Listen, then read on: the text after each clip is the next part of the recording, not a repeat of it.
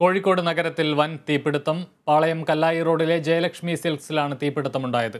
20 അഗ്നിശമന സേന യൂണിറ്റുകൾ എത്തിയാണ് തീയണച്ചത്. ലക്ഷങ്ങളുടെ നഷ്ടമുണ്ടായതായാണ് പ്രാഥമിക വിവരം.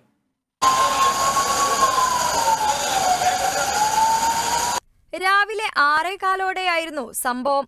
കെട്ടിടത്തിന്റെ മുകളിലെ നിലയിലായിരുന്നു തീ പടർന്നത്. തീഗോളം താഴേക്ക് പതിച്ചതോടെ പാർക്കിംഗ് ഏരിയയിൽ നിർത്തിയിട്ടിരുന്ന 2 കാറുകൾ കത്തിനശിച്ചു. കടയ്ക്ക് ചുറ്റുമുണ്ടായിരുന്ന ഫ്ലക്സ് ഉൾപ്പെടെ തീപിടുത്തത്തിന്റെ അവശേഷിപ്പുകൾ താഴേക്ക് വീണതാണ് കാറുകൾക്ക് തീപിടിക്കാൻ കാരണമെന്നാണ് നിഗമനം. സുരക്ഷാ ജീവനക്കാരും നാട്ടുകാരും വിവരമറിയിച്ചതിനെ തുടർന്ന് അഗ്നിശമന സേന യൂണിറ്റുകൾ സ്ഥലത്തെത്തി. മലപ്പുറം ജില്ലയിൽ നിന്നുമുള്ള 20ഓളം അഗ്നിശമന സേന യൂണിറ്റുകളുടെ ഏകദേശം 3 മണിക്കൂർ നീണ്ട ശ്രമത്തിനൊടുവിലാണ് തീ പൂർണ്ണമായും അണയ്ക്കാനായത്.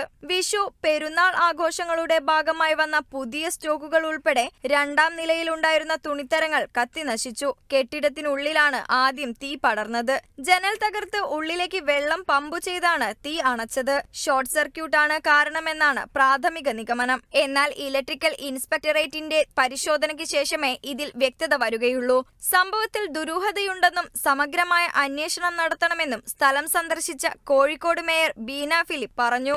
നമ്മൾ സൗന്ദര്യത്തിന് വേണ്ടി എന്തോ ഒരു പൈസ ചിലവാക്കുമ്പോൾ നമ്മൾ പലപ്പോഴും സേഫ്റ്റിക്ക് വേണ്ടി അത്രയും പൈസ ചിലവാക്കില്ല. ആ ഒരു കൾച്ചർ നമുക്ക് മാറി വരണം. സേഫ്റ്റി ഫസ്റ്റ് എന്നൊരു ബോധം നാട്ടുകാരിലും ഉണ്ടാവണം. അവർ പറയും ഞങ്ങളെല്ലാം ഓഫാക്കിയിട്ടാണ് പോവുക, ഓരോ നിലയായിട്ട് ഓഫാക്കും, താഴ്ത്തുനിന്നും ഓഫാക്കും എന്നാണ് അവർ പറയുന്നത്. ദുരൂഹതയുണ്ട്.